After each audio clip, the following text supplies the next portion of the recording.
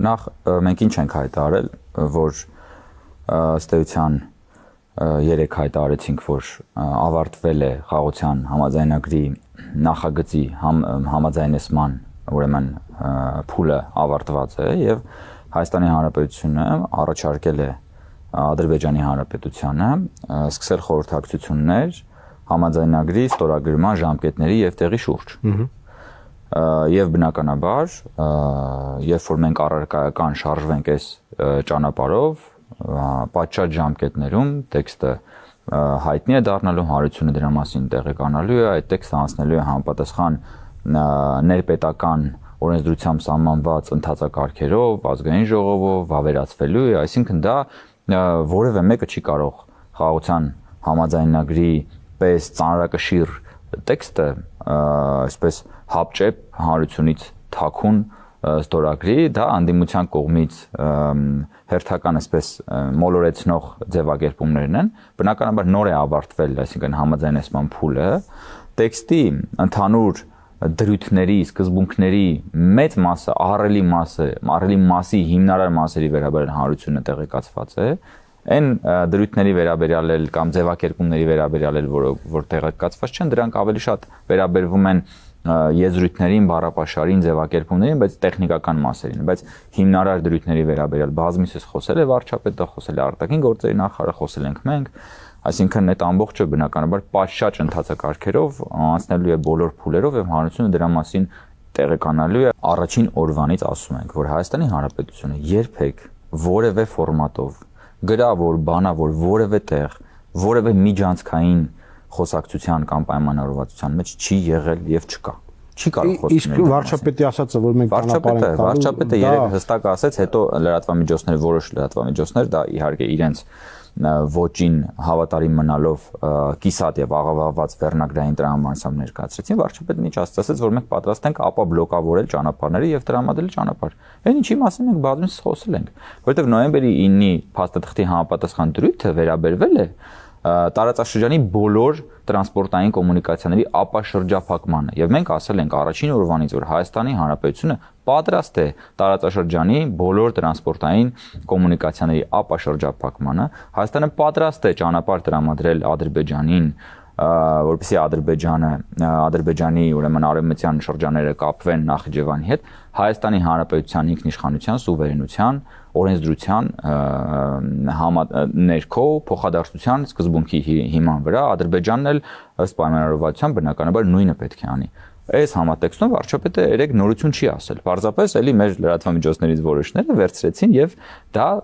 բոլորովին այլ կերպ մեկնաբանեցին։ Չկա միջանցքի վերաբերյալ որևէ խոսակցություն եւ որևէ պայմանավորվածություն։ Ադրբեջանցիների վերադարձի մասին խոսք կա։ Որևէ խոսակցություն, որևէ պայմանավորվածություն, որևէ դրույթ չկա տեքստի մեջ այն մասին, որ միջև ԽՍՀՄ փլուզումը եւ Հայաստանում եւ Ադրբեջանում բնակություն հաստատած մարդիկ պիտի վերադառնան իրենց տները։ Որևէ նման դրույթ կամ ձևակերպում չկա տեքստի մեջ։ Փլուզումից հետո ըստ էության մենք դուք խոսում եք Ադրբեջանի նարատիվի մասին, չէ՞, այսպես կոչված արևմտյան Ադրբեջան։ Փլուզումից հետո ըստ էության չի եղել այդպիսի համայնք, որտեղ բոլորը գնացել են։ Չկա, նման դրույթ չկա ընդհանրապես։ Մենք ինչ ենք ասում ենք, որ խաղաղության պայմանագրի ստորագրումից հետո, երբ որ մենք ունենք արդեն փաստաթղթավորված խաղաղության պայմանագրի խաղաղություն, կողմերը հանձնառություն են վերցնում իրենց վրա, որ միջև այս եղած բոլոր ուրեմն հայցերը հետ են վերցնում երկկողմանի, ինչը նշանակում է, որ մենք ունենք խաղաղություն, չկա արտաքին ագրեսիայի սպառնալիք եւ մենք փոխադարձաբար, սա շատ կարեւոր է, ոչ թե միայն Հայաստանը։ Մի րոպե ավարտեմ, Պետրոս, այս շատ կարեւոր է, էլի։ Եվ մենք փոխադարձաբար հետ ենք կանչում ուրեմն հայցերը խաղաղության պայմանագրի ստորագրումից եւ վավերացումից հետո։ Եվ այս տրամաբանությունը կառուցված է այն փաստարկի վրա, որ մենք ունենք խաղաղության պայմանագրից հետո հաստատված խաղաղություն։ Հիմա մենք ինչ ենք ասում ենք, եթե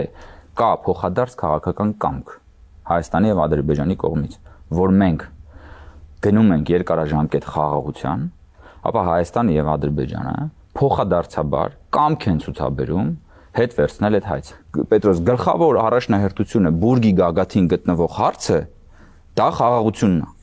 Եվ եթե մենք կարողանում ենք մեր ժողովրդի համար, մեր պետության համար ապահովել երկարաժամկետ կայուն խաղաղություն, ապա մնացած բոլոր հարցերը մենք կարողանում ենք արդեն Ադրբեջանի հետ փոխհամաձայնեցված լուծել եւ բանակցել։ Գլխավորը խաղաղությունն է եւ մենք պիտի գնանք այդ քայլին։ Մենք պիտի մեր պետության, մեր ժողովրդի համար բացենք երկարաժամկետ խաղաղության դարաշրջան, որտեղ այս պետության կենսունակության երաշխիքը խաղաղությունն է, որտեղ մեր ժողովուրդը պիտի ի վերջո փակենք այն դարաշրջանը, որտեղ մեր ժողովուրդը անընդհատ մտածում է պատերազմի հնարավոր դեմոկլյան սուրը գլխին կախված, երբ որ մարդիկ մտածում են իրենց տղաներին Հայաստանից համապատասխան տարիքը լրանալու դեպքում արտագաղթեն, մենք պիտի մեր երկրի համար ապահովենք խաղաղություն, եւ մեր գերնպատակը դա է։ Մնացած բոլոր հարցերը, եթե մենք այդ քաղաքական կամքը տեսնում ենք նաեւ Ադրբեջանից, մնացած բոլոր հարցերը բանակցելի են։ Տեքստը այն մասին է, որ երկու կողմը փոխադարձության սկզբունքով պատրաստակամություն են հայտնում երրորդ երկրների ուժեր չտեղակայել սահմանի երկայնքով։ Այսինքն մեր ընդդիմախոսները, որ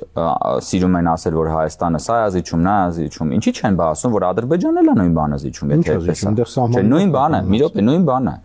Երկուսս էլ պարտավորվում ենք չտեղակայել հիմա եւ ապագայում։ Բայց իրանք չեն տեղակայել, ի՞նչն են զիջում։ Իսկ ինչ համոզմունք ունեք, որ չեն տեղակայելու։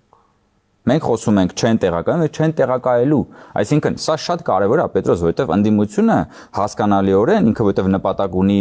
նսեմացնել, մոլորեցնել, քաղաքական դիվիդենտներ շահել, մարդկանց վախերի վրա աշխատել։ Դրա համար ընդդիմությունը մենակ ասում է այն բաները, որոնք որ թվացial մեր դեմ են, բայց ինքը չի ասում, չի նկարագրում ամբողջ պատկերը։ Այս խաղաղության համաձայնագրի տեքստի մեջ չկա մի բան, որը միակողմանի միայն վերաբերվի Հայաստանին։ Ինչ որ վերաբերելի է Հայաստանին, վերաբերելի է նաև Ադրբեջանին։ Որտեղ որ Ադրբեջանը շահում է այդ տեքստի ձևակերպումների մեջ, նույն տեղում շահում է նաև Հայաստանը։ Այսինքն սա եւ այս փոխադարձության սկզբունքը չափազանց կարեւոր է, որ խաղաղության կնքվելիք պայմանագրի վերաբերյալ երկու կողմն էլ իրենք ունենան համերաշխություն։ Երկու կողմի համար էլ դա լինի շահեկան, որպեսզի ոչ մի կողմը որևէ ցանկություն կան նպատակադրում չունենա չբավարարված լինելով ապագայում խախտել։ Սա փոխհամաձայնեցված տեքստ է եւ ես շատ կարեւորում եմ, որ սա մեր հանրությունը հստակ հասկանա, որ այդ տեքստերի ձևակերպումների դրույթների մեջ ամբողջությամբ բոլոր պայմանները փոխադարձության հիմքի վրա են։ Ես կարծում եմ, որ առանց երկրների անուններ տալու իհարկե,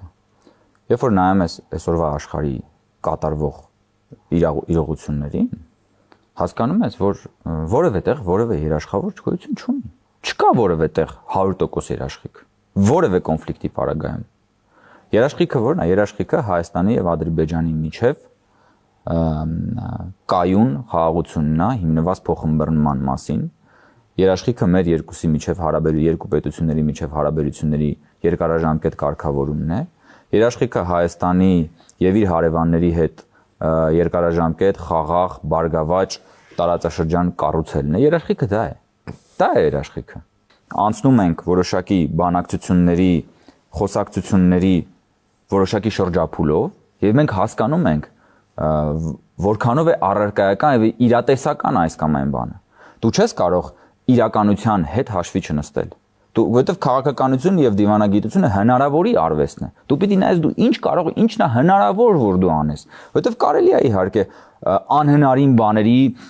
երևակայական ուրեմն շրջապտույտի մեջ անընդհատ լինել։ Բայց դու պիտի կարողանաս, ահա, այո, ունենալ ավելի բարձր նշաձողեր եւ ձգտել այդ բարձր նշաձողերին։ Բայց ի վերջո քաղաքականությունն այն մասին է, որ դու կարողանաս հնարավորի միջից քաղել այն ամենը, որը որ քեզ կարողանա ուրեմն անվտանգություն ապահովել, խաղաղություն ապահովել։ Այս համաձայնագրի մեջ արձանագրված է սևով սպիտակին մի քանի ֆունդամենտալ դրույթ։ Եվ այդ ֆունդամենտալ դրույթները հետևյալն են, որ Հայաստանն ու Ադրբեջանը ճանաչում են միմյանց տարածքային ամբողջականությունը, ճանաչում են միմյանց ինքնիշխանությունը, սահմանների անխախտելիությունը, պարտավորվում են ապագայում եւս իրար նկատմամբ տարածքային հավակնություններ չցուցաբերել։ Այսինքն որևէ մեկը կարող է պնդել, որ այս իմ նկարագրած արտաբերած սկզբունքները բովանդակազուրկ են, բայց սկզբունքների վրա է հիմնվում ցանկացած այլ պայմանավորվածություն, դա կվերաբերվի կոմունիկացիաներին, դա կվերաբերվի հումանիտար հարցերին, բոլոր մնացած հարցերը դրանք խարեսխվում են սկզբունքների վրա։ Մինչև այս պահը մենք չունենք որևէ չենք ունեցել այս մակարդակի փաստաթուղթ, որտեղ այսքան հստակ ձևակերպվի։ Ես նորից եմ ասում, տարածքային ամբողջականություն, ինքնիշխանություն, սահմանների անխախտելիություն, ուժի կամ ուժի սպառնալիքի բացառում եւ ապագայում եւս իրար նկատմամբ նման ուրեմն պահանջների բացառում, այսինքն ոնց կարելի է սա անվանել բովանդակազուրկ։ Ես հիմա մեր քննադատները, քաղաքական քննադատները մի բան, որովհետեւ նորից եմ ասում, իրենք քաղաքականապես դիրքավորված են եւ իրանք նպատակ ունեն նսեմացնելու այս բանը, բայց ես ուզում եմ մեր հանրությունը սա հասկանա։ Մեր հանրությունը իմանա, որ մենք ունենք այս պահին համաձայնեցված մի թուղթ, որտեղ որ իմ նշած ձևակերպումները արդեն համաձայնեցված են եւ դա ամենածանրակշիռ բանն է, փաստարկն է, որ այս համաձայնագիրը մենք ասում ենք, որ այս տեքստով մենք ուրեմն պատրաստ ենք ստորագրման եւ առաջարկել ենք ուրեմն նաեւ հստակեցնել ժամկետները եւ տեղը։ Մնացած ամեն ինչ խարսխվելու է սրա վրա։ Եվ այդ որ մարդիկ հիմա արդեն 5 տարի է որոշ շրջանակներ եւ ընդդիմությունը ամեն օր ասում են Հայաստանը պարտավորվել է միջանցք տա, Հայաստանը միջանցք տալի, Հայաստանը միջանցք, էսա վաղը Հայաստանը միջանցք տալի։ Եթե չտա պատերազմ։ Եթե չտա պատերազմը լինի, անընդհատ Հայաստանի ինդիմությունը եւ Ադրբեջանը խոսում էին այդ միջանցքի մեջ։ 5 տարուց ավել դրա մասին են խոսում։ Եվ Հայաստանը տվել է այդ միջանցքը, թե չի տվել։ Իհարկե չի տվել։ Հայաստանը չի տալու, որովհետեւ Հայաստանը երբևէ չի մտել որևէ միջանցքային քննարկումների մեջ եւ չի էլ մտնելու, որովհետեւ մենք առաջին օրվանից ասել ենք, մենք պատրաստ ենք տալ ճանապարհ, որը հիմնված է մեր տարածքային ամբողջականության վրա, որը արդեն արձանագրում եւ ֆիքսվում է այս տեքստի մեջ։ Սա է ճշմարտությունը։ Գիտեք, ԵԱԿ Մինսկի խմբի լուծարման մասով մենք ասել ենք, որ մենք քննարկելի ենք համարում այդ հարցը, բայց չափազանց կարևոր է համոզվել մեզ համար, որ Ադրբեջանը նպատակ չունի մի կողմից փակել Մինսկի խմբի կոնֆլիկտի էջը, հետո բացել նոր կոնֆլիկտի էջ, այսպես կոչված արևմտյան Ադրբեջանի խոսույթի ներքո։ Երբ որ մենք կհամոզվենք, որ Ադրբեջանը իսկապես պատրաստ է երկարաժամկետ կայուն խաղաղության եւ ունի այդ քաղաքական կամքը եւ ստորագրում է խաղաղության համաձայնագիրը, որը կլինի այդ մեր համոզմունքի հիմնակարը, այդ ժամանակ մենք պատրաստ ենք նաեւ այդ հարցի քննարկման։ Եվ Ադրբեջանը միանգամից հայտարարում է, որ զրո վստահություն ունի Հայաստանը, իշխանությունները եւ պետք են թղթեր, ամեն ինչին փաստաթուղթ։ Դե կարող է մենք ասում ենք, որ մենք անվստահություն չունենք։ Պարզ է, չէ՞։ Եթե Հայաստանն ու Ադրբեջանը իրար նկատմամբ ունենային վստահություն, կարիք չէր լինի բանակցությունների, կարիք չէր լինի պայմանագրի, կարիք չէր լինի տեքստերի։ Հենա վստահություն կունենային արդեն դիվանագիտական հարաբերություններ, կունենային դեսպանատներ, կունենային առևտրային հարաբերություններ, թշնամանք չէին ունենա։ Կարիք խաղաղության պայմանագրի, համաձայնագրի անհրաժեշտություն աշխարհի ցանկացած կետում կա այնտեղ, որտեղ որ կա անվստահություն։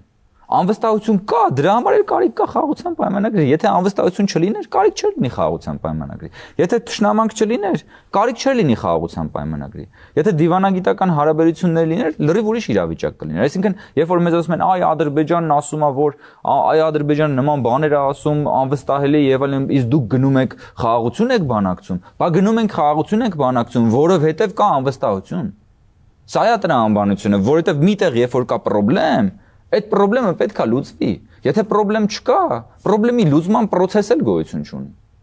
Սահմանադրության մասին նույնպես խոսք չկա այդտեղ։ Բացարձակապես սահմանադրության թեմայով որևէ այդտեղ դրույթ չկա, որևէ խոսակցություն չկա։ Սահմանադրության մասով Ադրբեջանն իր տեսակետն է ասել, մենք մեր տեսակետն ենք ասել, մենք էլ ասում ենք, որ Ադրբեջանի սահմանադրության մեջ ենք տեսնում ուրեմն նման ձևակերպումներ, բայց մենք ինչ ենք ասում։ Մենք ասում ենք, որ խաղաղության համաձայնագրի այս համաձայնեցված տեքստը լուծում է այդ հարցը։ Եթե Ադրբեջանը ունի նման մտավախություններ, եւ մենք էլ ունենք մտավախություններ իրենց համանդրության վերաբերյալ, մենք արդեն ունենք համաձայնեցված տեքստ, որը փարատում է այդ մտավախությունը, ասելով, որ կողմերը չեն կարող հղում անել իրենց ներքին օրենսդրության վրա, որպեսզի չկատարեն այս խաղաղության համաձայնագրում ուրեմն արտահայտված իրենց պարտավորությունները։ Իսկ Հայաստանի սահմանադրության վերաբերյալ մենք ունենք նաև հավելյալ շատ կարևոր փաստարկ սահմանադրական դատարանի ուրեմն որոշումը դիրքորոշումը սահմանազատման կանոնակարգի վերաբերյալ, որը ըստ էության հստակ արտահայտված է եղել եւ փարատել են կասկածները, որ իբրև թե Հայաստանը որևէ տարածքային պահանջ ունի որևէ երկրի նկատմամբ։ Այս համաձայնագիրը Հայաստանի եւ Ադրբեջանի միջև խաղաղության հաստատման վերաբերյալ է եւ սա չափազանց կարեւոր քայլ է երկու երկրների միջև միջպետական հարաբերությունների հաստատման, թշնամանքի էջը փակելու, խաղաղություն հաստատելու եւ առաջ շարժվելու համար։ Եվ բայց ես ուզում եմ նաեւ մի բան շեշտել, որ մենք չպետք է մտածենք, որ որևէ փաստաթուղթ, այդ թվում նաեւ խաղաղության պայմանագրի պես ծանրակշիռ փաստաթուղթը ինքը միայնակ բոլոր հնարավոր հարցերը կարգավորելու է մեկ ընդմիշտ, չէ, բայց սա չափազանց կարևոր մեկնարկ է, որը իր հետևից այսպես շոքեքարշի պես տանելու է խաղաղության հաստատման օրակարգը եւ մենք այդ քաղաքական կամքը մեր կողմից ունենք։